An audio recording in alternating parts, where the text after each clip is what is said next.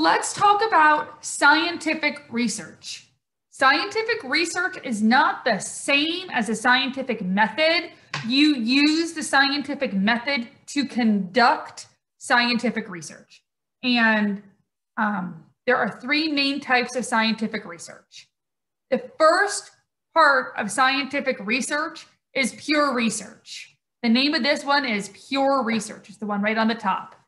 And this is when a scientist has a dying passion for a topic, and so they research that topic because it interests them. It's knowledge for the sake of knowledge. They're not doing it in order to necessarily advance technology or to solve a problem, although often this type of research might help with that. This is research because the topic truly interests them. Think of the study of black holes or a lot of what NASA used to do, and now it's using that knowledge. But at the beginning, people were just interested in black holes. Copernicus was just interested in looking at the stars and sun and figured out that we were a heliocentric galaxy. A lot of the things that initial science that we use as our foundational science, people were just doing because they wanted to expand knowledge and they were excited about this subject matter. Then you have applied research. This is research to solve a specific problem. This is probably the research that we're most familiar with. Applied research. I need to be able to communicate. Here, have a telephone. I want something better than the Pony Express. Here, have a telegraph. I want to be able to heat my food without using a fire. Here, have a microwave. I want to be able to do whatever it is. I want to be able to not have polio anymore. Here, have a vaccine. All those types of things where you have a problem and then you solve it through research, that is applied research. And then you have the last type of research, and these are chance discoveries. The name of this research is chance discoveries, and they're legitimately discoveries that were made by accident through the process of researching something else or just totally accidentally. Think of Archimedes in the bathtub. He'd been trying to figure out how ships float. They all knew ships floated, but they didn't understand why ships floated. He got in the bathtub, he went down, the water went up. He suddenly understood buoyancy and displacement, and he shouted through the streets, running naked through those Grecian streets, "Eureka, I got it." Very famous. Another one that we use all the time is Post-it notes. The glue on Post-it notes was discovered accidentally when they were trying to form a much stronger glue that would not come apart. How about silly putty? I used silly putty as a kid. You may have used silly putty as a kid.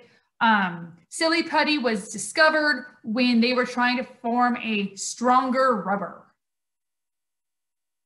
Stuff like that. You get these accidental usages after trying to do them. Okay, when we're talking about scientific research, we have to talk about how it affects society and ethics, and how we as humans use ethics to determine what is acceptable to complete as science. So ethics, these are the moral principles and values we hold as humans, and as a collective, we often agree on it. These are used by scientists to lead experiments and how they are conducted. After the Holocaust and a lot of the atrocities that happened within the Holocaust, outside of what is known. There was a lot of scientific research and really awful experimentation that were done. The Geneva Convention came out and really outlined what could and could not be done in the pursuit of science.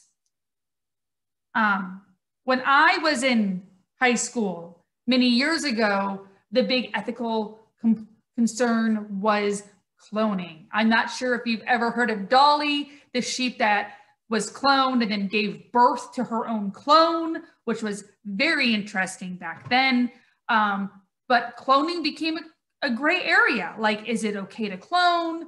What are the rights of the cloned animals? Should we clone humans? The agreement was no, we should not clone humans because that would create all of ethical rights that we don't have the answers for right now. We may never have the answers for those. A lot of these ethics hold the key to how you can conduct research on vaccines. What is a trial? What is safe? All of those things go into the ethics of science. Okay. Now let's talk about like science and society, because it would be nice if science could answer all the questions, but it cannot, because science can only answer questions that can be tested and proven, and therefore it cannot answer questions that are subjective, such as good versus evil, ugly versus beautiful. All of those things that are on a sliding scale or subjective by the user or subjective by the person cannot be really tested with science. And then finally, we have technology. Can technology solve all problems? No, we wish it would, but sometimes it creates more headaches than it's worth. Remember, technology is the application of scientific research to society's needs and problems.